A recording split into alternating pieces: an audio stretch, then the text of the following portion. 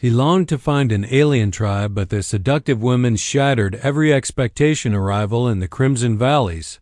Landing pod shuddered violently as it pierced through Zalara's atmosphere, descending toward coordinates that promised discovery. Marcus Webb gripped the controls, his heart racing with anticipation and nervous energy. 3 years of training, 8 months of solitary space travel, and countless nights studying fragmented transmission signals had led to this moment. Outside the viewport, crimson vegetation stretched endlessly beneath swirling violet clouds. The pod touched down with a metallic groan in a clearing surrounded by towering crystalline formations. Marcus exhaled slowly, performing final system checks before releasing the hatch. Warm, humid air rushed in, carrying unfamiliar scents, something between honey and rain-soaked earth. He stepped onto alien soil, boots crunching against iridescent moss that seemed to pulse with faint light. His instruments had detected settlements 30 kilometers north. But Marcus hadn't expected company so soon. A rustling in the nearby foliage made him reach instinctively for his sidearm. Instead of threat, beauty emerged from the crimson fronds. She stood at the edge of the clearing, regarding him with sharp, intelligent eyes that reflected the golden afternoon light. Her skin bore intricate patterns that seemed natural rather than painted, flowing like living art across her shoulders and arms. Long dark hair fell in waves past her shoulders, adorned with small crystalline ornaments that chimed softly with each movement. Her clothing was minimal but elegant woven fabric that complemented rather than concealed her athletic form. "You are the sky traveler," she said in accented but clear standard language, her voice carrying authority. "I am Nyla, guardian of the Taivari. We have been watching your metal bird since it entered our skies." Marcus found his voice, trying to maintain professional composure despite being caught off guard by her presence and poise. "I'm Marcus Webb, explorer from Earth. I come in peace, seeking knowledge and understanding." A slight smile played at the corners of Nyla's lips. "Peace and understanding often require more than words, Marcus Webb." She gestured toward the forest. "Come, my people wish to meet the one who crosses stars."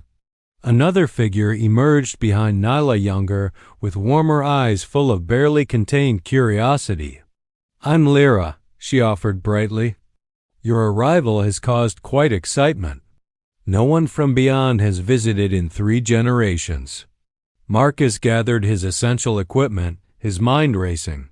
He'd prepared for primitive customs, possible hostility, or complete communication barriers. He hadn't prepared for this for women who spoke his language, who carried themselves with quiet confidence, whose presence stirred something unexpected within him. As they walked into the forest, bioluminescent flowers began glowing in the fading light, creating pathways of soft blue illumination. Marcus stole glances at his guides, noticing how Nyla moved with deliberate grace while Lyra practically danced between the trees. Both somehow perfectly adapted to this alien landscape. "Your technology is impressive," Nyla commented, nodding toward his handheld scanner. "But can it teach you what truly matters about Zalara?" "What would that be?" Marcus asked. "NYL," a single quotes as eyes met his with unexpected intensity. "That some discoveries change the discoverer more than the discovered." The words hung in the air as they approached the Taivari settlement, where dozens of curious faces awaited, and Marcus realized his expedition had just become far more complicated than any mission briefing could have prepared him for. The welcoming ceremony, the Taivari village, materialized from the forest like something from a dream. Structures woven from living vines curved organically between ancient trees, their walls embedded with the same luminescent crystals that adorned Nyla's hair. Central plaza stones were arranged in precise geometric patterns, worn smooth by countless generations of bare feet. Marcus counted perhaps 200 people gathered in the fading twilight, their eyes following his every movement with mixture of wariness and fascination. Children peeked from behind adults, whispering excitedly. Elders stood in a semicircle near a raised platform, their weathered faces unreadable. "Tonight we honor your arrival with the ceremony of twin moons," Nyla explained, gesturing toward the darkening sky where two crescents were beginning their ascent. "It is our way of determining whether outsiders come with open hearts or hidden intentions." Lyra leaned closer, her breath warm against his ear as she whispered, "Don't worry. Just follow Nyla's movements. The ceremony is beautiful once you surrender to it." The word surrender sent an unexpected shiver down Marcus's spine as full darkness fell. Drums began their rhythmic pulse. Nyla stepped onto the central platform, and the crowd fell silent. She moved with fluid precision, her body telling stories Marcus couldn't yet understand but felt deeply nonetheless. Each gesture seemed weighted with meaning, hands raised to the moons, fingers tracing patterns in the air, hips swaying in time with the accelerating beat. "Now you," Nyla said, extending her hand toward him. Marcus's throat went dry as dozens of eyes fixed upon him. He climbed onto the platform, acutely aware of his clumsy human awkwardness compared to Nyla's natural grace. She took both his hands in hers, her skin surprisingly warm, and guided him into the rhythm. "Feel the pulse of Zalara beneath your feet," she instructed softly, her face inches from his. "Let it flow through you." The drums intensified. Nyla's movements grew more intimate, her body occasionally brushing against his as she demonstrated the ceremonial patterns. Marcus tried focusing on the steps, but found himself increasingly distracted by the way moonlight played across her features. The subtle scent of something floral that clung to her skin, the knowing smile that suggested she was fully aware of her effect on him. Lyra joined them on the platform, creating a triangle of movement. Where Nyla's dance spoke of strength and leadership, Lyra's expressed joy and curiosity.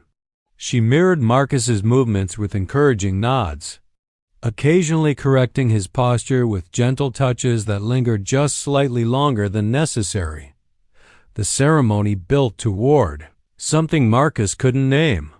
The three of them moved in increasingly complex patterns, their bodies drawing close then separating, hands clasping and releasing in what felt like conversation without words.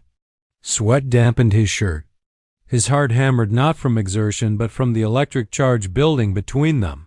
Finally, Nyla pressed her palm flat against his chest, directly over his racing heart.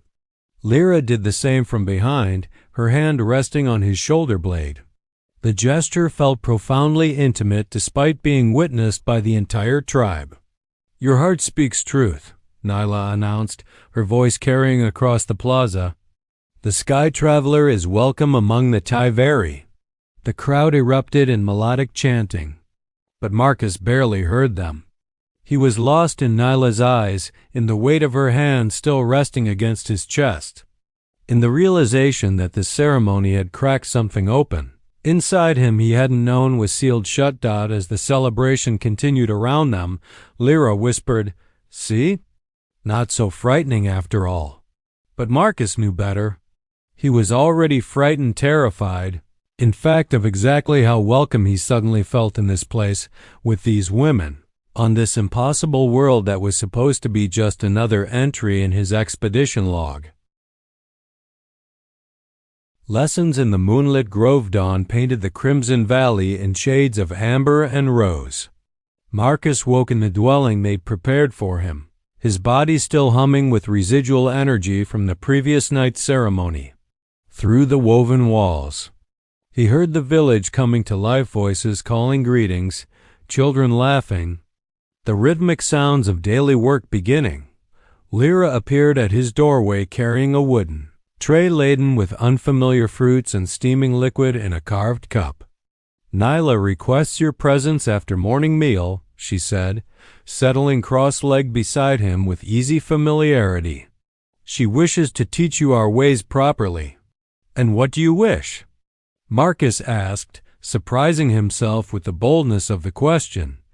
Lyra's smile turned playful. I wish to understand the man who travels between stars.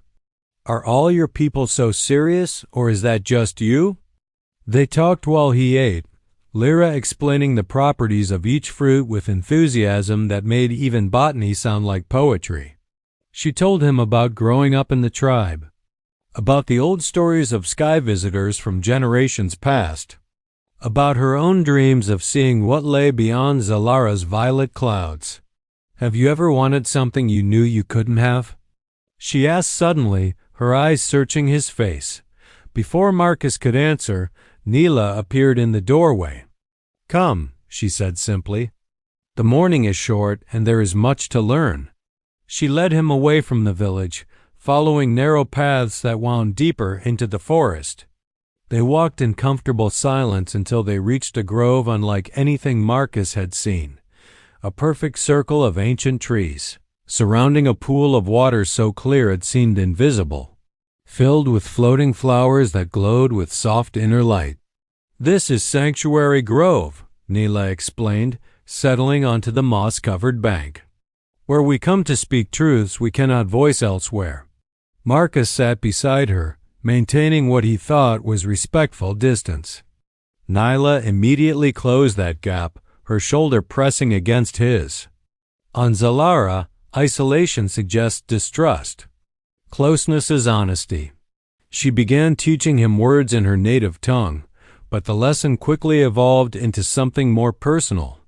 Between vocabulary and grammar, stories emerged about her ascension to leadership after her mother's death, about the weight of guiding people who resisted change, about lonely nights questioning every decision. Do your people have a word for the ache of being surrounded by others yet feeling utterly alone? She asked, her fingers absently tracing patterns in the moss between them. We call it loneliness, Marcus said quietly. I know it well. 8 months alone in space. Years before that, choosing exploration over ... connection. Their eyes met, and something unspoken passed between them. Neela reached up, her fingers brushing along his jaw with feather-light touch. You carry such sadness beneath your curiosity. Who hurt you, Marcus Webb? The question cracked his careful composure. No one. Everyone. I don't know. I just never seemed to fit anywhere, so I stopped trying. And now? Her face had moved impossibly closer. Do you feel like you fit here? I shouldn't, he whispered. I'm supposed to observe, document, learn, not ... this. Not what? Nyla's lips curved into a knowing smile. Instead of answering, Marcus closed the final distance between them. The kiss was gentle at first, questioning, as if asking permission already granted. Nyla responded with surprising intensity, her hands sliding into his hair, her body pressing against his with need that matched his own. They broke apart breathless. Marcus tried to speak, to apologize or explain, but Nyla pressed her fingers to his lips. Some truths need no words. They spent hours in that grove, talking and touching, sharing kisses between confessions. Nyla revealed fears about her leadership, about changing traditions to prepare her people for an uncertain future. Marcus admitted his terror of genuine intimacy, how he built his entire life around running toward distant horizons rather than standing still long enough to be truly seen. I leave in 3 weeks, he finally said. The words heavy with implications neither wanted to examine. Nyla was quiet for a long moment, her head resting against his shoulder. Then we have 3 weeks to understand what the universe is trying to teach us. As they walked back toward the village, hands intertwined, Marcus realized his careful expedition parameters had shattered completely. He was no longer an objective observer documenting an alien culture. He was a man falling impossibly, dangerously, beautifully in love with a woman and a world that could never truly be his. The Festival of Twin Flames, the village transformed over the following week. Vibrant banners woven from luminescent thread appeared between dwellings. and the air filled with the scent of ceremonial incense and cooking fires preparing elaborate feasts. Marcus had thrown himself into learning Taivari customs, but nothing prepared him for the festival of twin flames, their most sacred celebration of emotional bonds and partnerships. It honors the duality of connection, Lyra explained as she helped him understand the festival's significance. They sat in the shade of a massive tree, its branches heavy with violet blossoms. How two separate beings can create something greater together while remaining whole individually. She'd been teaching him their language each afternoon, but today her usual brightness seemed dimmed by something unspoken. Her fingers twisted restlessly in her lap, and she avoided his eyes when speaking. "Lyra, what troubles you?" Marcus asked gently. She looked up, vulnerability naked on her face. "Do you believe it's possible to feel connection with someone even when you know they belong elsewhere? When their heart is already claimed by another?" Marcus's chest tightened with understanding and guilt. He'd been so consumed with Nyla that he'd failed to notice Lyra's growing attachment. "I never meant to. I know," she interrupted softly. "You cannot control what you feel, nor can I control what I feel. The heart chooses its own path."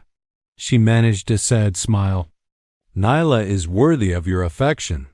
She carries so much weight alone. But I confess, I imagined ... hoped." She trailed off, shaking her head. Before Marcus could respond, drums announced the festival's beginning. Lyra stood, composing herself with visible effort. "Come, tonight we celebrate connection in all its forms, even the bittersweet ones." The central plaza had been transformed into something magical. Hundreds of crystalline lanterns created constellations of light, while musicians played instruments that produced sounds unlike anything from earth haunting, melodies that seemed to resonate in Marcus's bones. The entire tribe had gathered, dressed in flowing garments that caught and reflected the lantern glow. Neela appeared like a vision, her ceremonial attire leaving little to imagination while maintaining artistic elegance. Patterns were painted across her skin that seemed to shimmer and shift in the flickering light. She approached Marcus with confident grace, pressing a small vial into his hand. "Traditional marking oil," she explained, her voice low and intimate despite the crowd. "Partners paint each other as symbol of trust and vulnerability." Marcus's hands trembled slightly as he dipped his fingers in the warm, fragrant oil. Neela guided his hand to her shoulder, and he began tracing tentative patterns across her skin.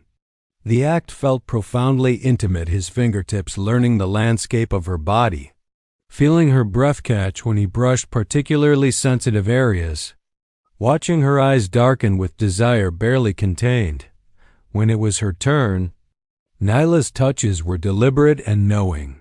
She painted symbols across his chest, each stroke sending electricity through his nervous system. Her lips curved in satisfaction at his visible reactions, at how his breathing grew ragged under her ministrations. "You wear vulnerability beautifully," she murmured. Against his ear, the festival's central dance began, couples moving together in sensual celebration of partnership. Neela pulled Marcus into the rhythm, their bodies finding synchronization that felt natural despite cultural differences. She moved against him with uninhibited grace, her hips swaying in patterns that made his head spin, her hands guiding his to appropriate places on her body as the dance grew increasingly intimate. Around them, other couples lost themselves in similar movements. The boundary between dance and desire blurred deliberately, intentionally. This was celebration of passion as sacred force, connection as divine expression. During a pause in the music, Marcus noticed Lyra dancing with a young man from the tribe, but her eyes kept drifting toward him. The pain in her gaze cut through his desire-fogged mind. He was causing hurt to someone who'd shown him nothing but kindness. "She cares for you," Nyla observed, following his attention. "I've known for days." "I never encouraged. The heart needs no encouragement," Nyla said, echoing Lyra's earlier words. But you must be honest with yourself, Marcus. What do you truly want? A temporary passion that ends when your ship departs? Something deeper that requires impossible sacrifices? Or perhaps, she glanced toward Lyra, your heart is more divided than you admit?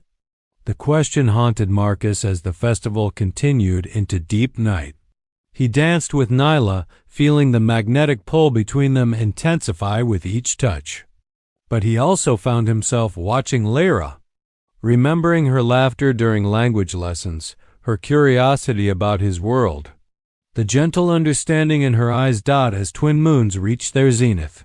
Nyla led him away from the celebration to a private dwelling prepared for the festival's most intimate traditions. Inside, soft cushions surrounded a low table bearing wine and delicacies. Crystalline lanterns cast warm, flickering shadows.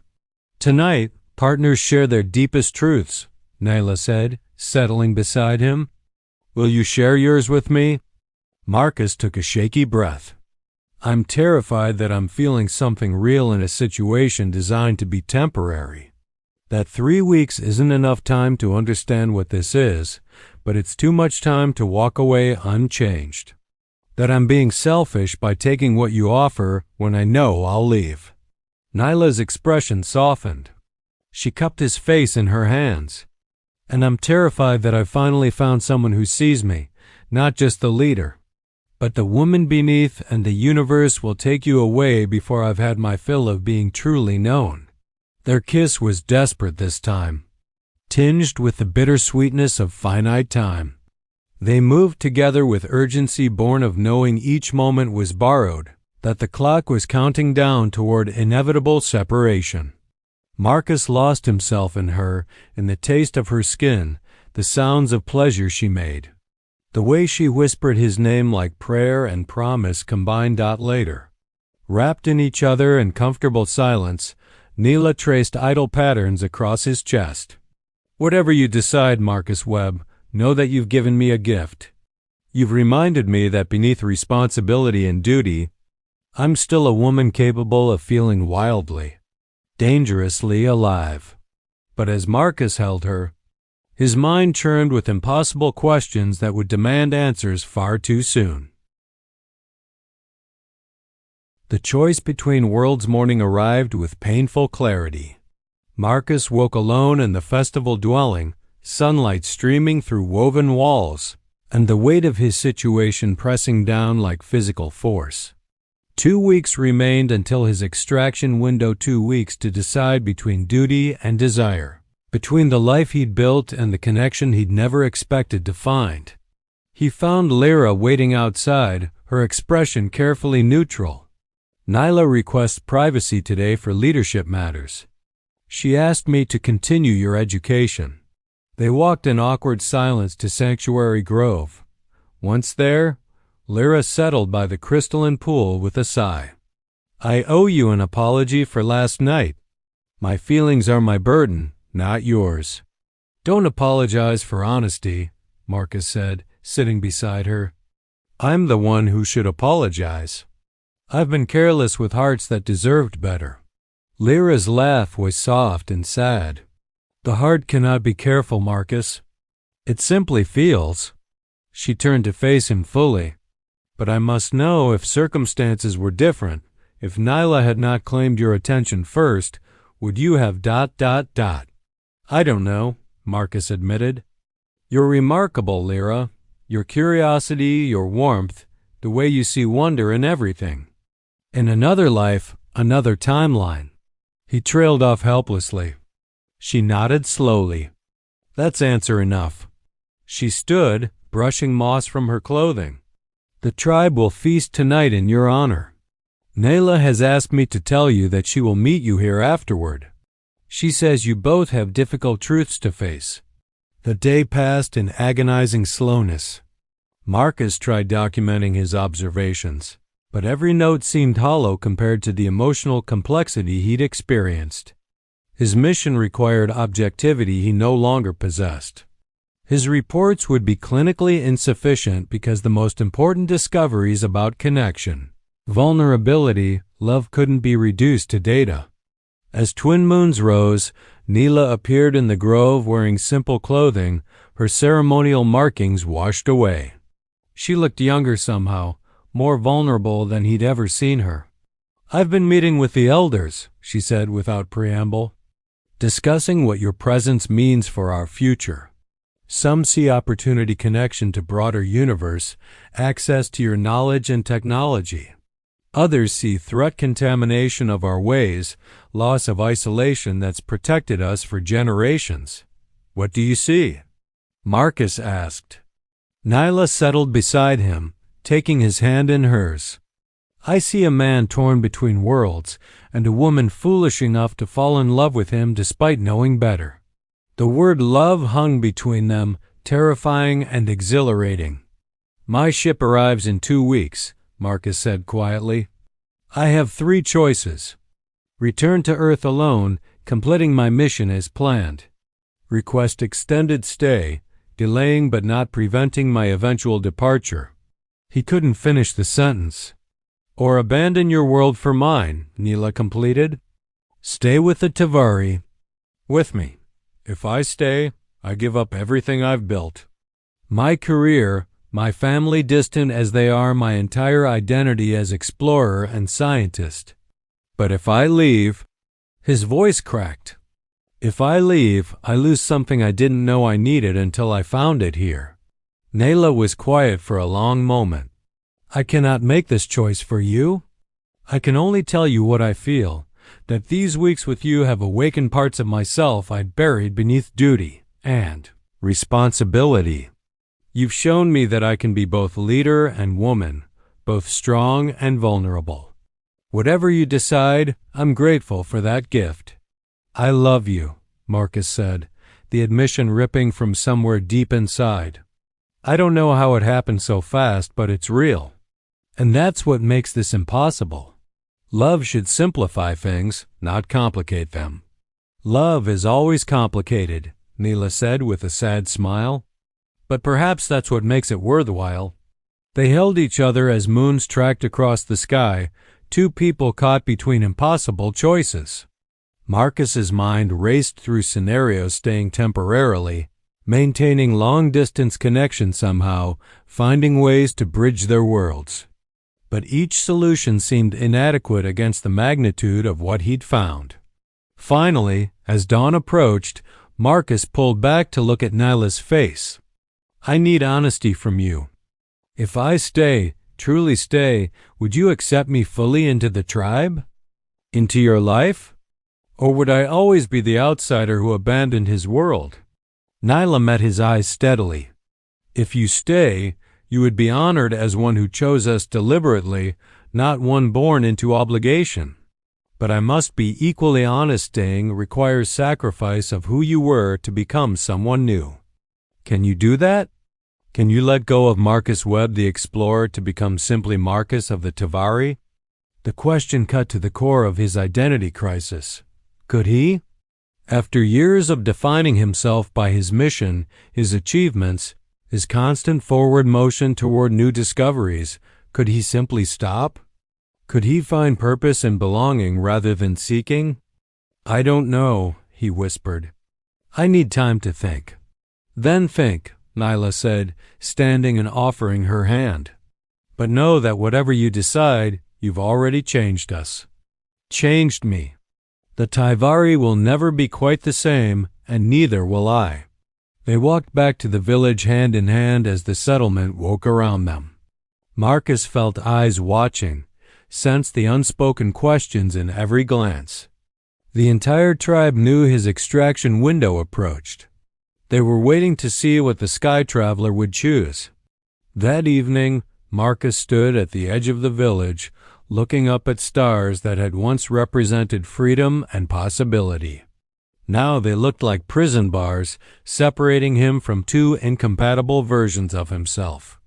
Lyra found him there, settling silently beside him. You're going to leave, she said softly. It wasn't a question. I don't know, Marcus admitted. Part of me wants to stay desperately. But another part fears that staying would mean losing myself completely. Perhaps, Lyra said thoughtfully, the real question isn't whether you'll lose yourself, but whether you'll find a self worth keeping. She stood, touching his shoulder briefly. Whatever you choose, Marcus Webb, know that you gave us something precious. You showed us that our world deserves to be known, to be valued. That's a gift we won't forget. As she walked away, Marcus remained under the stars, wrestling with the most important decision of his life. In 2 weeks, a ship would arrive to take him home. But where was home now? The sterile spacecraft and endless mission reports? Or this impossible, beautiful world where he discovered that the greatest exploration was the one that led inward to the vulnerable heart he'd been running from all along? The twin moons rose, casting their gentle light across the Crimson Valley, and Marcus still had no answer. Only the certainty that whatever he chose, something precious would be lost. The only question remaining was what he valued more, the life he'd planned or the love he'd never expected to find. The festival lanterns began glowing in the village behind him, the Taivari celebrating another night of connection and community. And Marcus stood between worlds, between versions of himself, knowing that dawn would bring him one day closer to a choice that would define the rest of his life.